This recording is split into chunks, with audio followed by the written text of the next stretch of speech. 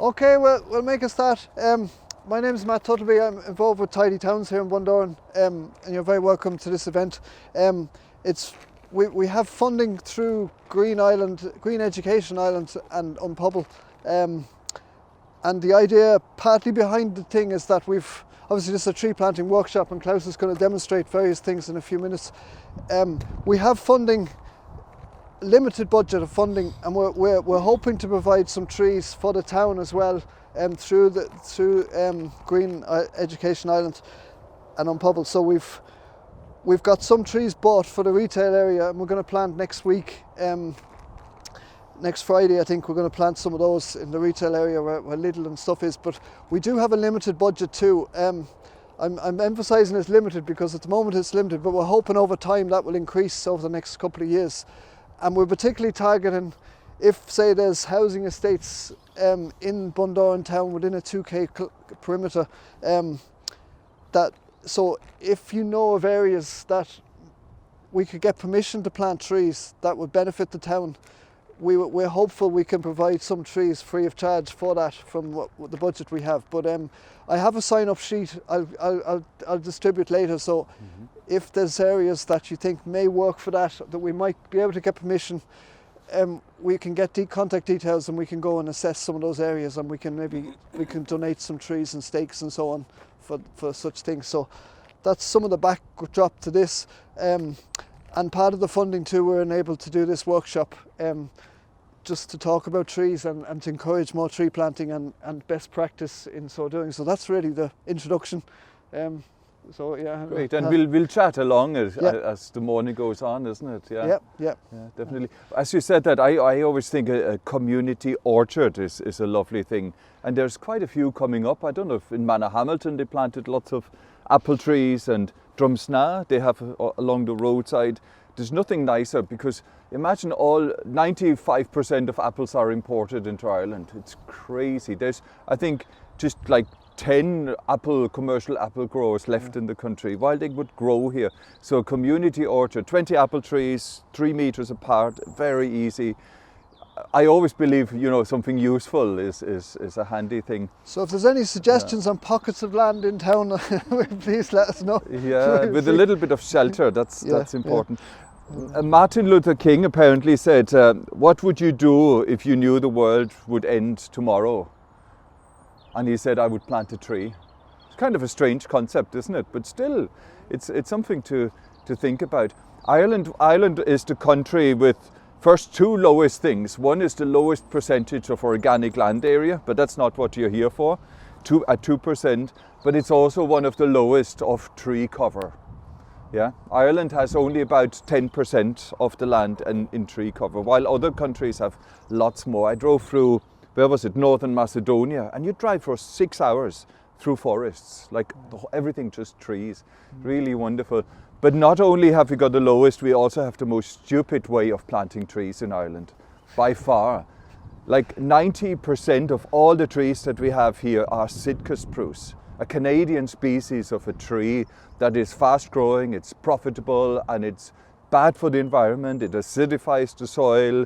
It's just for profit. It's horrendous the way we do that. And then they do the lovely clear felling. They butcher it all down. So whatever life possibly could have happened there, and there's very little in a Sitka spruce. It's one of the worst trees for diversity. Then they knock it all down, and it's really sad the way it is. And that's why Irish people have something against trees. Many people in Ireland, many farmers, there's a tree. We had a neighbour in Leitrim, and when the trees got too big, he got Roundup out and sprayed it above his head, to kill the trees down. So there's a bad attitude, I think, towards trees. But we really need to think what would happen if humans would go from Ireland. It'll be trees in 10 years. It'll be a forest. Maybe some bogs would not sustain that, They'd have heather, but 90% of Ireland would be a natural forest cover. And that's what the land wants to be. And there's certain species, first the brambles, and amongst the brambles there would be some shrubs growing, and then hawthorn maybe, and alder trees. And after the alder trees, they're short-lived, they fall down, they fix nitrogen, and then the oaks. and not the ash anymore, unfortunately, would come and it'll be a natural forest. So that's what the land wants to be. So I think we should help it a little bit, maybe on a small scale, and plant trees. So Matt ordered a number of trees. Now there's native trees and there's non-native trees. Would you know which trees are native? I'll shout out a few and you put hands up for native, okay? Oak. Yeah, obvious. Beech. Beech is not native. Alder is native. Sycamore, not native. So it's quite tricky, and Ireland has actually very few native species of trees. So it's maybe not the end of the world to include some of them. I'm a fan of sycamore. It's not native, but it's native to England. It's resistant, it's strong, and we probably all know this poor fellow. Does anybody recognize this tree? That's the ash. That's the ash, the poor ash, and that's dieback, ash dieback. And every ash in the country will die. We lose about 300 million ash trees in the next 10 years. Not fixing carbon dioxide, and not sequestering carbon dioxide anymore. It's scary. Maybe they're hoping maybe 2% will survive, and that's it. Just to a little quick trick, you probably all know that scratch on the bark here, and if it's brown underneath, it's dead. If it's green underneath, what's that green bit called? Huh? Sap. Yeah, sap, and the sap flows in starts with a C, cambium. It's in the cambium, and that thin layer just behind the bark is where all the water from the roots goes up to the leaves, and where all the sugars that are formed in the leaves from photosynthesis go down to the roots. That's tiny little, it's less than a millimeter, 1/100th of a millimeter. That's where everything happens, and that's that green bit just behind the tree. So and you don't actually harm the tree if you just do that. One other thing I want to give out about first is, I like giving out. I could be Irish. Pruning. God, I see the most horrendous stuff, how people prune their trees. Leave them alone, like everywhere. They butcher them, they cut big limbs of a tree, and then all you'd get is these awful weak water shoots that go straight up and more prone to disease. So never cut into, plant the right plant, yeah, the right size in the right, yeah, place, isn't it? Yeah. And do you want to say a couple of words about that? Well, yeah, I mean, just planting in the right place is so important. I mean, I remember going back to, I started in the landscaping trade in Dublin many years back, and there was an awful trade in Dublin at the time of planting like Leylandii hedges, because they were really quick growing. But like when I went to college, horticulture college, then we had a Leylandii tree that was 80 foot tall in the campus of the college, and I'm looking. There's a tree like completely out of place. That Leylandii hedge that just grows and grows and grows and grows, gets wider and wider and wider. Should never have been used for hedging in urban settings. I mean, that's just one example, but that just. And you want to say about different cultivars and things? Yeah. I mean, we've had an interesting dilemma, if you like. We've been trying to balance the brief to plant native trees here, as well as planting trees that are appropriate and that are appropriately selected for where we are. For example, in the retail area next week, I had a meeting with the Donegal County Council, and they were quite concerned that we had small enough trees that they weren't going to invade the root space, weren't going to invade the drains in the urban setting, which is a plausible and valid concern. So for example, we're planting some mountain ash next week, which would be a native tree, but we're planting probably a non-native cultivar of a mountain ash, simply because the cultivar is designed that it's only a small tree, and therefore it'll work in an urban setting. So we've had to try and balance those concerns, if you like. So we've an example. We'll be planting a mountain ash here. But it's as I say, it's only going to be about 1 meter wide when it's fully grown, and maybe 4 meters high, as opposed to the mountain ash, which will be way bigger and would just be too invasive. So these are all the things you're weighing up. And I suppose the other thing, a tree selection, I would say, is as you know, we live by the sea. It's just a few hundred yards behind us, and that plays a big role in what you select.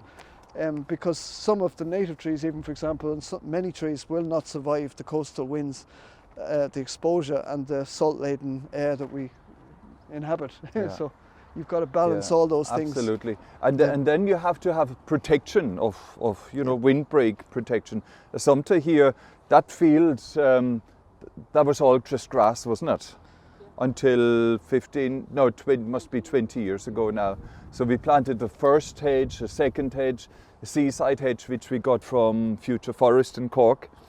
Of the 12 different types, maybe only 6 survived even if they were meant to be for seaside hedges. So the ones that did really well, or the ones that are doing well, is the hawthorn, but that Rosa rugosa, it's a wild rose or hybrid rose or whatever, it's the most successful one, and you can eat the fruit as well.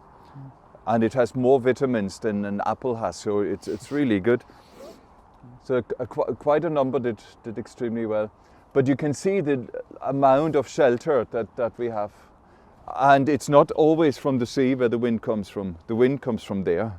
Yeah. That's where the storms come from, and the hard wind, never from there. Yeah. So it's actually more shelter down there. It took us a while to realize that, but easy enough. Yeah.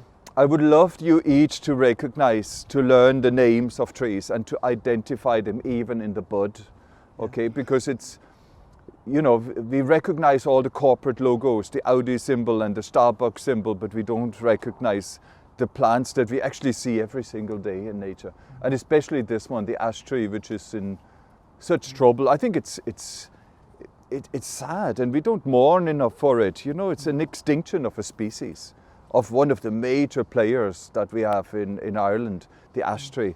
So do say a little prayer for it every now and then, or think of it. Black buds, do you see that? And the buds are opposite.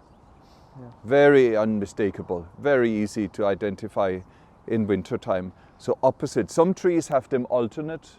Other trees have clusters of buds. The oak tree has got lots of little buds there on the tip. So it grows in all different directions. But every week or every month learn the name of one and a little bit about it. So I pass that round. You can all, that's the ash tree. Great, so we're going to show you how to plant them really properly. And we show you how to plant them really quickly. If you want to plant 100 trees, we show you how you can do that in an hour. Or I will show you how to plant 3 trees really properly in an hour as well. Is the birch native? The birch is native.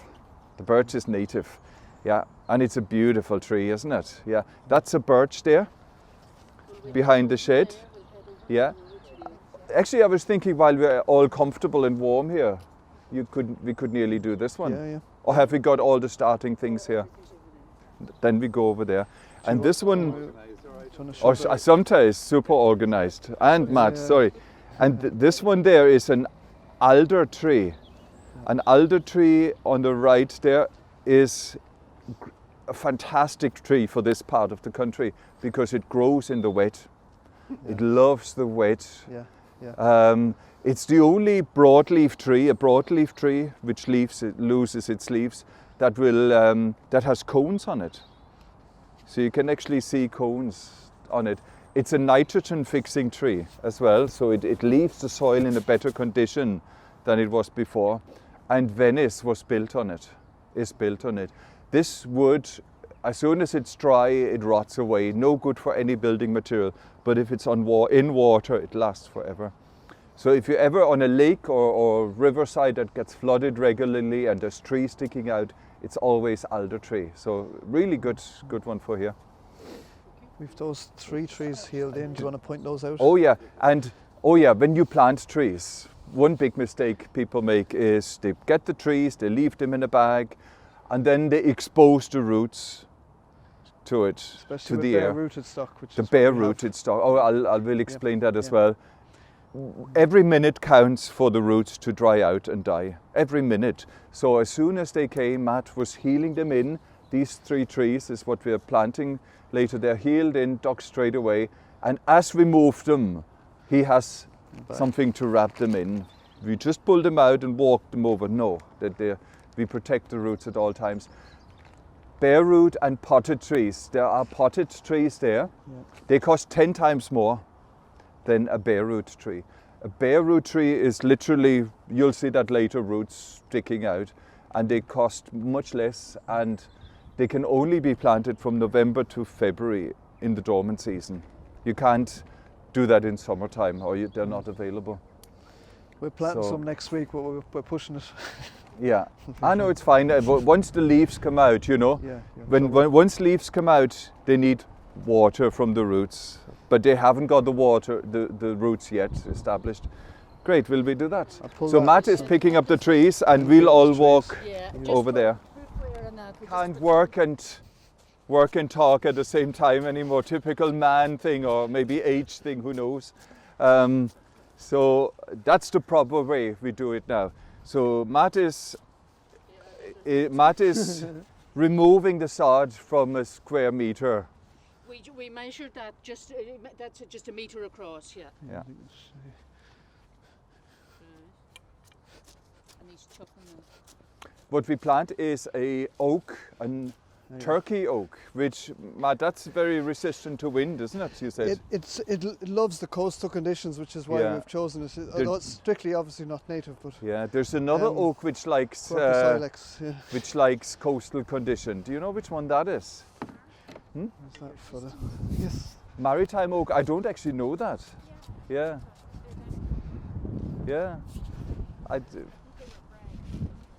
Very good. Yeah. And which other one? A totally different oak. You wouldn't recognize it as an oak. We have one down there in the corner. It's the holm oak. The holm oak or evergreen oak. And even down in, I did the garden restoration in Lissadell, and right on the beach outside the walled garden, there's this giant evergreen or holm oaks. Quercus ilex, which is an interesting one. Ilex is the Latin name for the holly as well. So a little bit of Latin is good fun sometimes.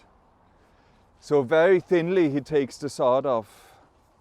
Is this oak enough when the dye would die back down? No, oaks, a lot of trees have problems, haven't they? Yeah. Oak has got something looming, the sudden oak death, but I don't think it's here yet. And the ash has the ash dieback. The horse chestnut has another disease coming.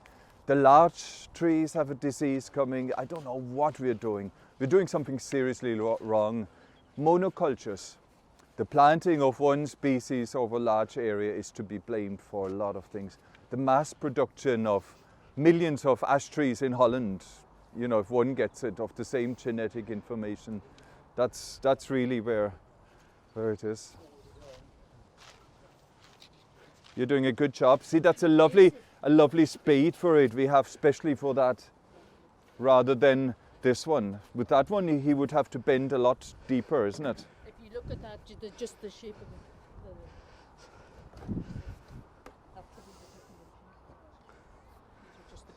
We use that for the coping of the potatoes. We do the lazy beds of potatoes with that one. Great. The next job he does is cut out a square hole. Now, a square is important because the roots of trees, they sometimes can spiral. If it's a round-shaped hole, they could just spiral all the way around and then be weak. The square means the roots go to the corner and have to go out. So that's exactly like that. Now we need to look at the roots quickly, and I put them back. They are deep, huh?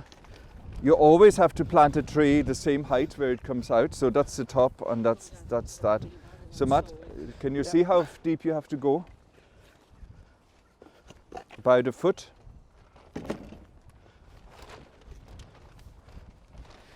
One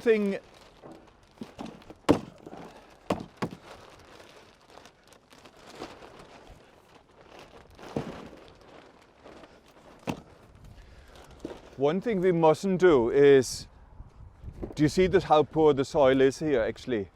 It's clay soil, it's sticky, it's heavy. Do you see the orangey bits there that he digs out? Do you see that orange mottling?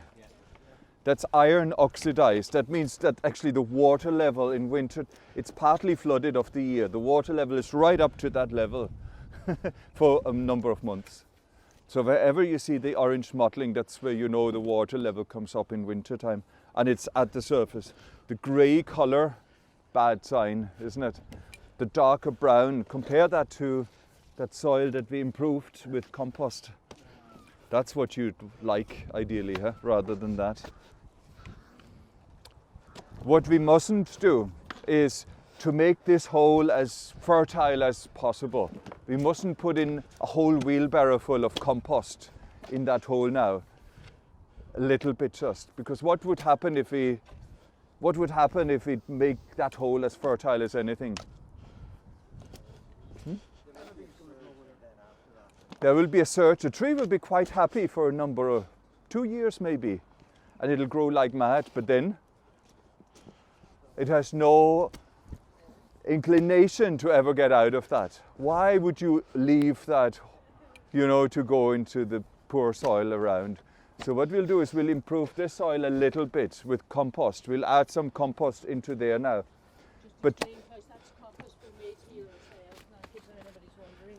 But you could buy compost if there's only one tree in your back garden. yeah, That's just yeah. the third stage of the compost here.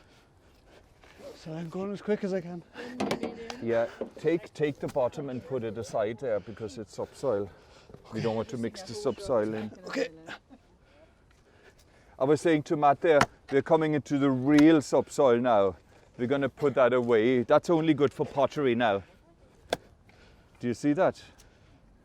That's below. So the topsoil is, you can see it very clearly if you cut it along. That's the topsoil, and then you come into the daub. In Leitrim we call it the There, daub. yeah, look there now. You call it daub as well? Yeah. Look there, yeah, now. Look See, there. see that? Oh my God. And there is no water penetration whatsoever. That takes months. Soil types be pretty similar between, say, here and Sligo along the coastal strip? No, they could be completely different. They could be in a garden, it could be different from here to there. Wow. Yeah, you could have sandy soil closer to the sea, darker soil. Now mix. I'll just get this. So what we do now is we just loosen that, dig it over, but leave it in there. Yeah. So this system will work no matter what soil you have? Yep. Yeah. You choose the trees according to your soil conditions. Like birch and alder, love that. Willow would love it. Like, see, all that's willows. Just willow sticks stuck in the ground, and they just, poof, they love the wet. Others might like a more dry. Leave it in, just dig it in there, yeah. Perfect. Do you see now that's lovely and loose? We'll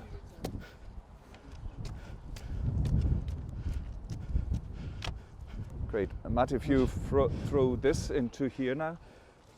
So which? This? into This, mix that in with here.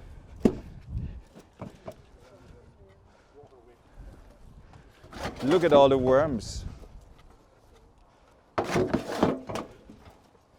That's enough for the moment there, yeah. We'll Right.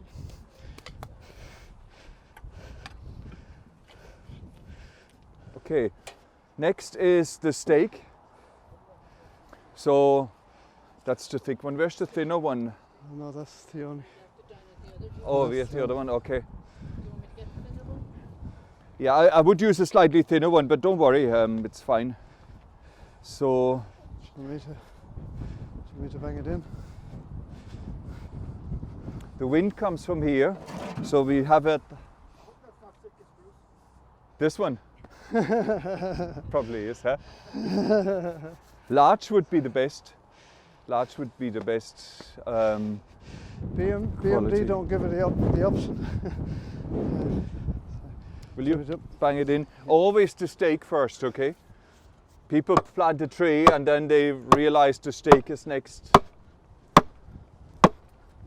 1 second. Go gentle now. I'm a bit worried. Klaus, you missed the question. Yeah, 1 second.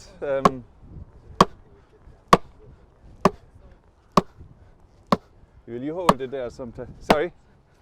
The stick goes to the lee side of the tree. That's from- right. That's right. So if the wind comes from there, the stake is on the far side and the tree is there, so it doesn't Solid enough. go away. Keep going there a bit. There's no stone in that. You go down and down and down, and it gets harder and harder. There are men and women nowadays who go to gyms. They could do that sort of stuff, couldn't they? No, that's perfect. A bit crooked now. That won't move too much, huh? Great. And now we are ready for the tree. This subsoil we ignore. We don't use that. You don't want to cut the stake yet, though. No. How are we? Look. Perfect. Perfect.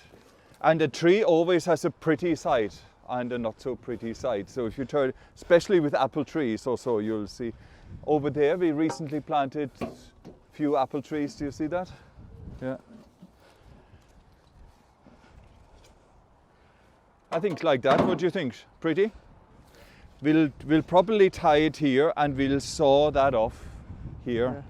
Yeah. Would you rather saw it now, Matt? Might be easier. Matt, yeah. it might be easier than cutting the tree. Now staking, there's debates about staking. Staking makes a tree lazy, doesn't it? The Like life. if it constantly has a stake, and then the stake dies after 5, 6, 7 years when it's bad Sitka spruce, you know. And then the tree has no strength in the roots and also falls over. So often it's best to not stake them. Smaller trees, and then there's the other thing, the size of the trees. Planting big trees or small trees, what do you think is better? Small? Small. If we plant a small tree that size and that size, in 5 years' time they're the same height. It's incredible. The small tree would cost you Less. €2 or €1 bare root, and the big tree could cost you €30. It's the establishment first, but it's always much more economic to plant a small tree without a stake, and then it starts its life strong from the beginning. It's just in an urban setting, isn't it? That you In an need a urban bigger one. setting, a small little stick Just got like that trampled gets on. trimmed off It's by trampled whoever on. is there, isn't it? Yeah. So that's the only problem. Yeah. Great, we'll backfill that now with that. We'll add a little bit more compost as we go along. Will you hold the tree or something? Straight.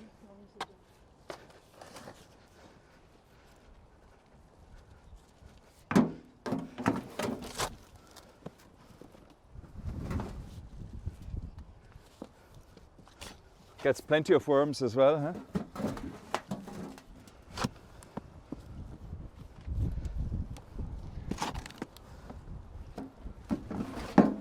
It's lovely watching people walk. You do important Oh. work there. Without you, it'll be crooked, and then with the back of your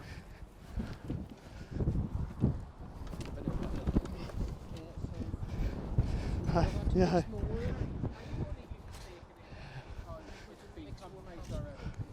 we are staking it because it's too tall and it's too windy here. It'll fall over otherwise, but we stake it low rather than high, so it can have a swing around the top. Yeah.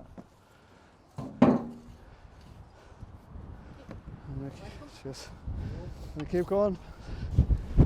And those ties work. That's gripping onto the tree. No, that's Thanks. gripping onto the stake, like that. And there's a hole going through here. So that's holds it on there. And have that tight, and then bring it through the first loop. I don't know if you see that. Simple enough, a figure of 8. I did that a couple of weeks ago. Forgot to do my figure of 8, and it rubs again. Oh, then it rubs against that. Very important. Now we might have to actually, they sometimes slip. If you notice that, you just put a screw in here to stop it. Well, I can do that. We have screw and all. We have nails and screws. All here.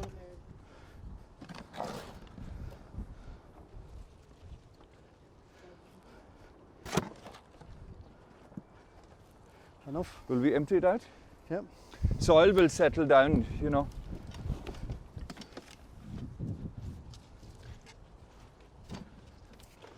That's what we do. We make the nail and then to stop it slipping. It could slip from. We don't waste anything apart from that poor subsoil, so we put these sods upside down around it. That's the best soil. If you ever start a garden and you remove the sods, 90% of your fertility is on the top 5 centimeters. So never dump that. Or if you do make use of it, we make a sod. Sometimes makes these lovely sod piles, sod composts. Because we have no way of getting soil here, that's any reason. Just make your piles here in the middle, and 6 months later you have a beautiful pile of soil. With every piece of soil we have here, we have to make it, isn't it? What's the reason to put it upside down? If you do it like that, the grass grows. And that would damage the tree. It'll Compete. compete. Actually, Matt will tell you about that in a second. Your experiment at college, Yeah. Matt, that's Yeah, really interesting. Yeah, when I was at horticulture college, we did experiments where they had an area of trees planted, the exact same tree, and then a control as well, and one where they kept it weed free, and the other one where they just let it grow wild. And they found that that we did some when we were there over the 3 years, but they'd done some previously, like 7 or 8 years Hi, beforehand, how are you doing? and it just very strong evidence that No problem at all. the lack of all being the weeds recorded. compete for moisture and nutrients, and the trees with the weed-free base established much quicker, and grew much faster. At least twice as much. If there's So- weeds or grass growing under there, it reduces the yield. Maybe sometimes it's good, maybe sometimes you don't want them to grow too big or too quick, but it makes an awful difference. So I always say if your annual growth is that much, it's perfect. That's 20 to 30 centimeters, the growth of a tree. If it's less, it's struggling. And then you need to get rid of the grass around it, the competition. If it's more than a foot, you might let the grass grow there to compete with the tree so it doesn't grow too much. Now here we have manure. We didn't work that manure into the hole. Did you notice? What we'll do with that is spread it around here. Worms will work that manure in. That makes that soil better. So we bring the fertility out to encourage the tree roots to grow out. Does that make sense? How any tree ever grew, wouldn't you, when you see but I mean, this is like. That's only for fussy trees now. For big trees, for apple trees, you'll do that. We'll show you the very lazy or quick.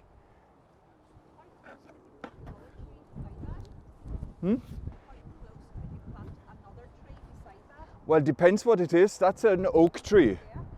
So we even plan, this wood would rot away in 5 or 6 years because the tree will be too big to compete.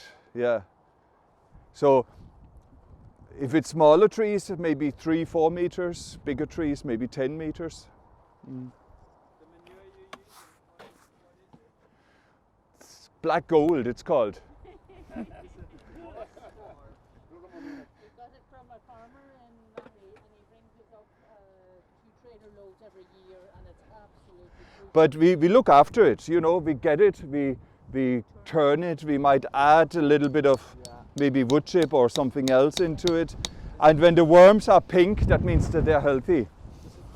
That's a happy worm, do you see that? No. Sometimes they can be very pale and grey and then they're not very happy. For organic here, so you need to be careful that the root mustn't treat it with organic. But if you're not certified organic, well, that's Great, and then we finish it up with wood chip. How The much wood do- chip we get from an arboriculturalist or a tree surgeon, Barber's in Grange. We get a lorry load every year and he charges you €100 for delivery, just a lorry load of it, and we use it for so many purposes. Mulching on the hedges, good knows what in the compost, everywhere it's used.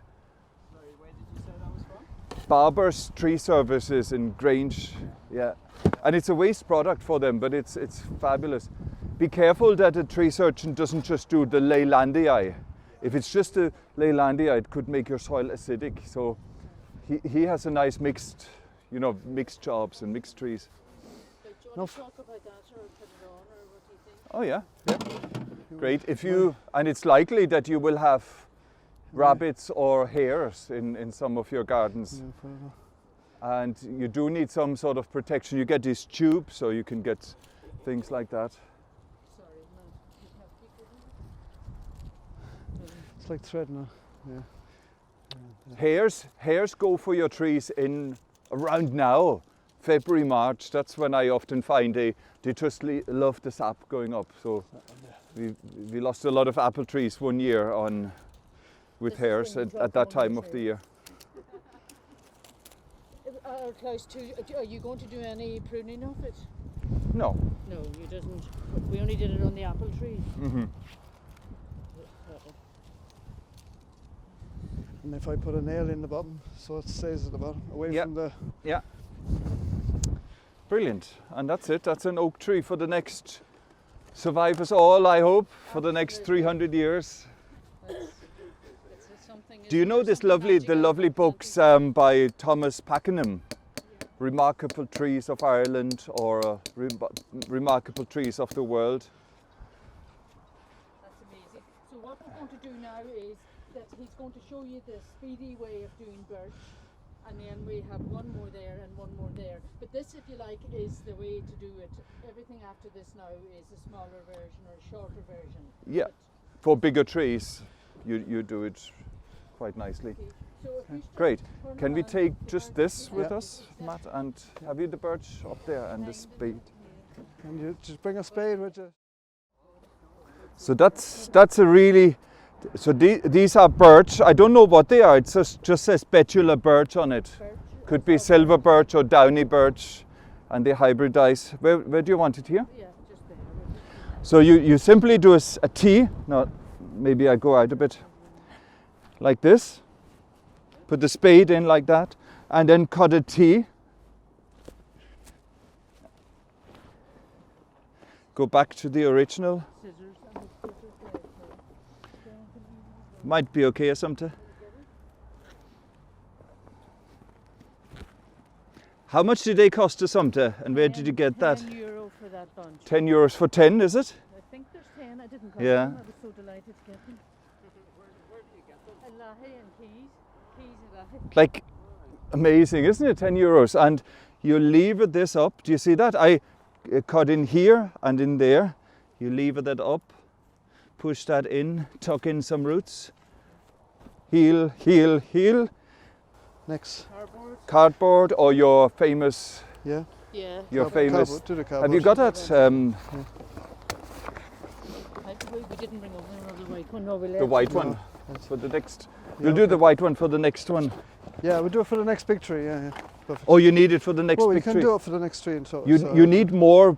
Do you know, like a circle again of Oh, that? right, Yeah. what you go, no, that's And I good. probably wouldn't use the very glossy stuff. Oh, nice. But nobody saw it. No, we don't, And then They you want that on all looked away. Yeah. Yeah. ring and a braid. But you'd go then. Yeah. Yeah. Yeah. Yeah. So wood chip alone on the grass would just grow through unless it's quite thick. So a few layers of cardboard or a few layers of newspaper even would do it. And again, we'd go out to 1 metre, wouldn't we? You'd Yeah. take a diameter of a metre. So how long did that take me to plant?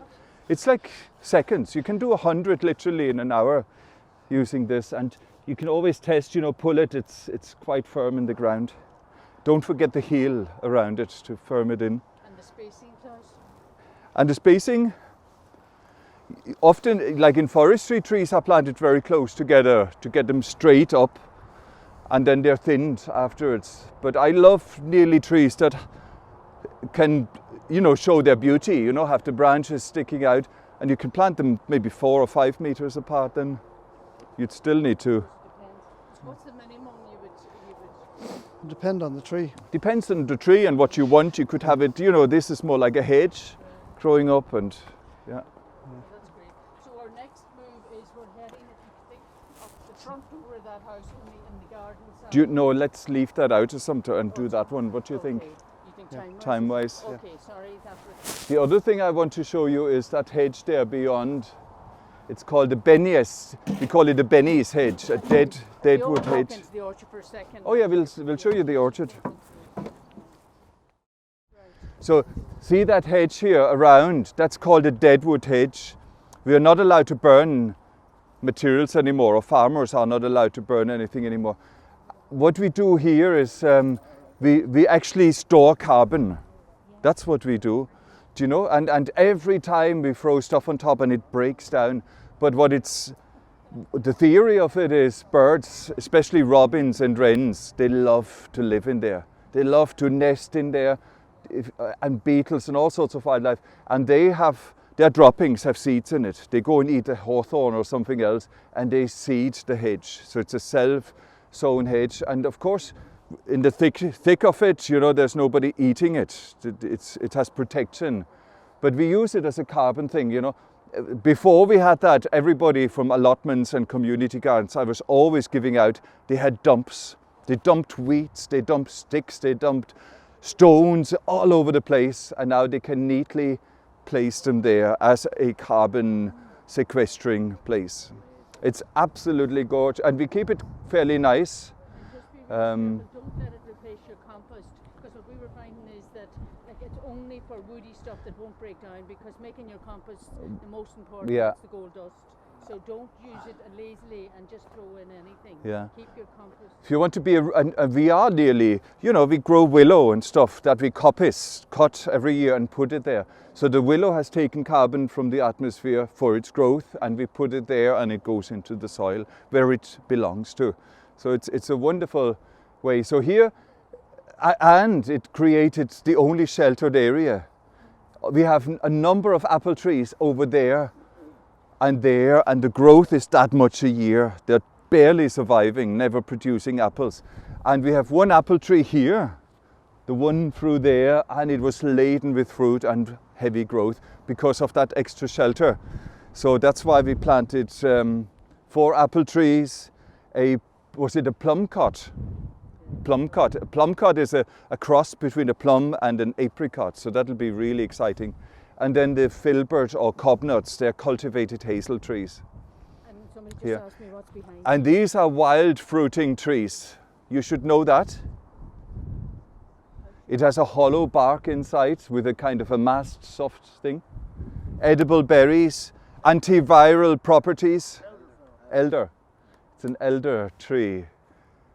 And then we have a rowan. And I think that's a plum, kind of a wild plum, and you know, wild relatives of cultivated plants. Great. Right, now the last part. So we'll do the same thing here again. We can leave this one down this time, can we? Maybe. It's not as big. I can do it and you can talk if you want to. No, you're alright, you're good at talking. You're very good at talking. Where's the spade gone? I'm good at digging as well, actually. Oh yeah, you're okay, yeah. What trees This are spade. This is the mountain ash. Rowan, yeah. I'll tell you Perfect. the exact name now. Give it a notch. Oh, yeah. That's brilliant. And that's growing potatoes on the grass. So we have grass, we put manure on the grass, we set the potatoes on top of the manure which is on the grass, and then with that spade we fold the sod in on either side. It's a wonderful way of getting your garden ready, converting grass into potatoes. Oh, now we are into the pie charts. Very good. Very good. Look at that. You've done that before. Sorry, I just What's the different job? Golf? Oh yeah. Of course. Turf. No turf. Look at that. That's not easy what they do to take the sod thinly. I always say take the sod thinly and you get these big chunks taken away. That is good. Did that before, is the same. How are you? Is there any point in putting a stone, you know, when you planted something, putting a stone just at the base to keep it all, everything, keep it round and strong? Yeah. I'm sure that's nice. Yeah, you can definitely do that. Yeah.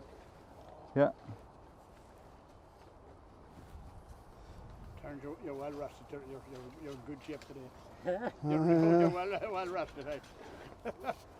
That is class. You know, with the dead hedge, Do you, yeah? is the idea, you know, you were saying like the birds live in there and they put droppings down of hawthorns and that. Is the idea to get the hawthorns to grow or to... That's the theory, that it's a hedge that comes alive.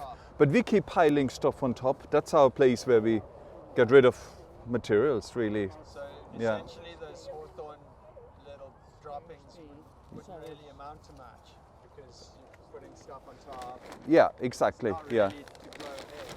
Yeah. Well, it comes alive. That's the idea, that when you're finished with it, that eventually it'll be a hedge. Yeah. On the square now. Yeah, if you want to Google it, it's the Benjes, Benjes, guy who invented it or came up with that concept. Another lovely thing, if you're interested in carbon sequestration, is down there. That mound is called a hugelbed. A hugelbed. So we dug the sods like that, and then we dug the soil just like that, and then we put all the branches in there. That high, that high. So we had the sods here, we had the soil there, then the branches to that height, and then we covered the branches with these lovely sods upside down. And then we put soil compost on top of it, even seaweed or so, whatever we had. And that's that mound there. It was about that high, behind the raised bed. And then you can grow vegetables on it straight away. So it's a lovely way. And as the wood breaks down, the woody materials, nutrients will be released and warmth is generated. So it's like a lovely warm bed. Let's check the roots before you go too deep. Just for the people that come in a wee bit later, that's a square hole that he's digging. And look, stop where you are there. Stop. Just explain again why the round hole and not the square, or the square, not the round hole. Oh, did people join us there? Yes, yes. Yeah. So we dug out the sod first, shallow, we put that away, and then we dig a hole square, because the roots of a tree can often spiral round if you have a round hole dug here.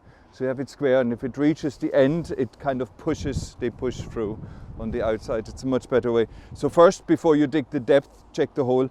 Now this is grafted. Do you know what grafting means? There's a rootstock of one particular tree, and I shouldn't hold it up as badly as I do, huh?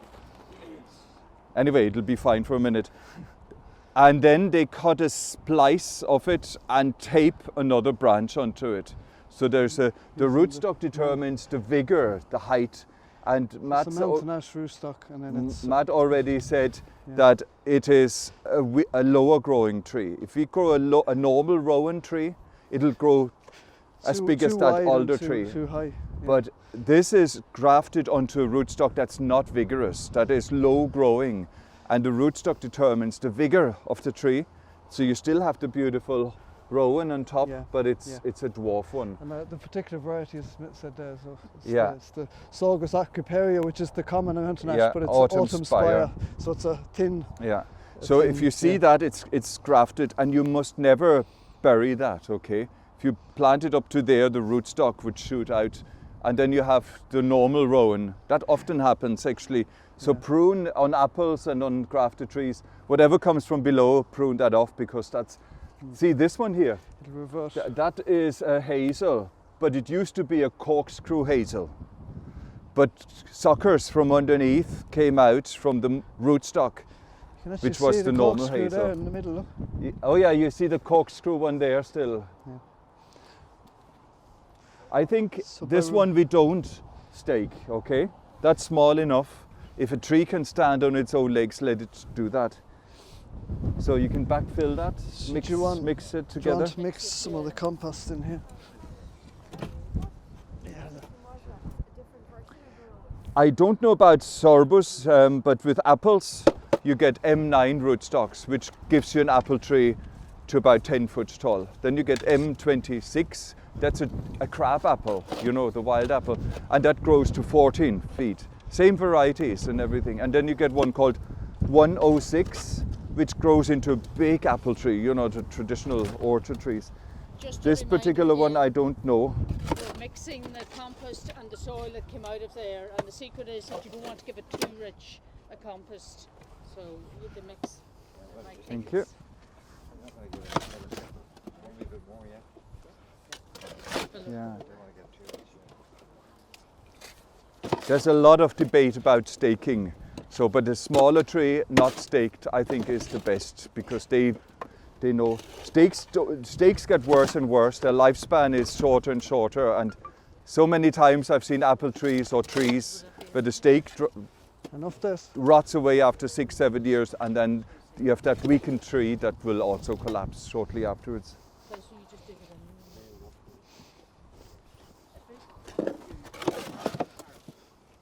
in.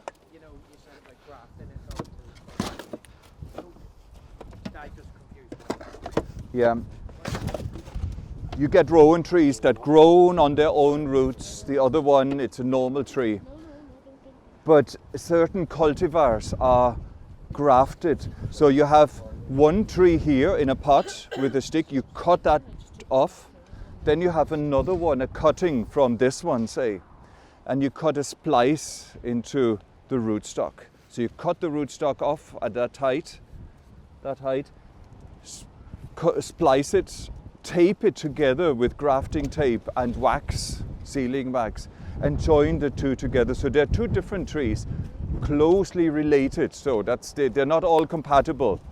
You know, it has to be a wild variety of that, for example. The rootstock will produce the roots, and whatever's on top will produce the growth. The rootstock will determine how vigorous it is. So the rootstock will limit this tree now to only, how tall?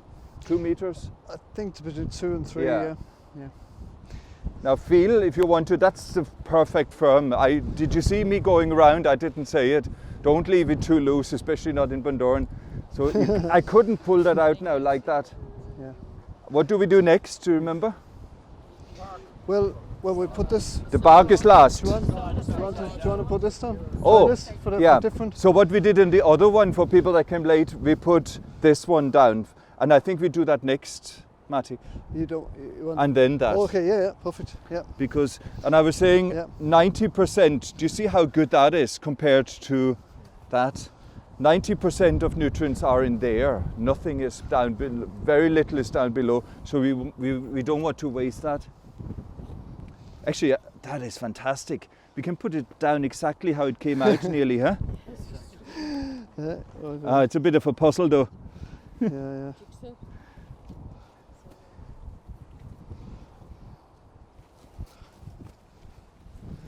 There, oops. Right. And that was a great job. You have to give this man a job. Aye, yes. Where is he there? He has a job now, whether he likes it or not. Yeah. And then, This is before what- we, yeah. we put the manure down, yeah? Do you want to put a bit of manure down on top of Yeah, it? good idea. We didn't do that then, We've no manure, have we? We've just a bit of compost. No, no, we imagine don't. there's a little bit of, Manure. we'll put a bit of Bit compost on it. Yeah. And again, that compost, remember the trees only planted in there? That compost is more on the outside, really, to lure the roots.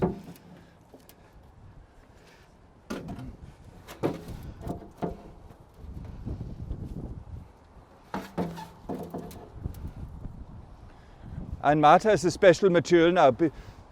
Before we just put the bark mulch on it now, but there will always be roots, weeds growing through it. But he wants to be top 100% sure. This is basically what they use on the roads. This is Taram. We used it in the Bokey area, if you know, where we put the bow. So, And the weeds will come through. well, yeah, it'll stop the weeds coming up. Ideally, I probably should cut a slit in it like I did the last one. But, and then we'll just put this on top.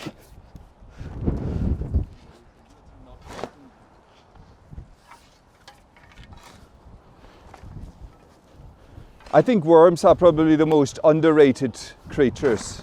They're probably just as important as bees are, you know, for underneath the ground. And they're great indicators. If you have good healthy worms, your soil is fertile. And in so many areas of the world now, there's no more worms.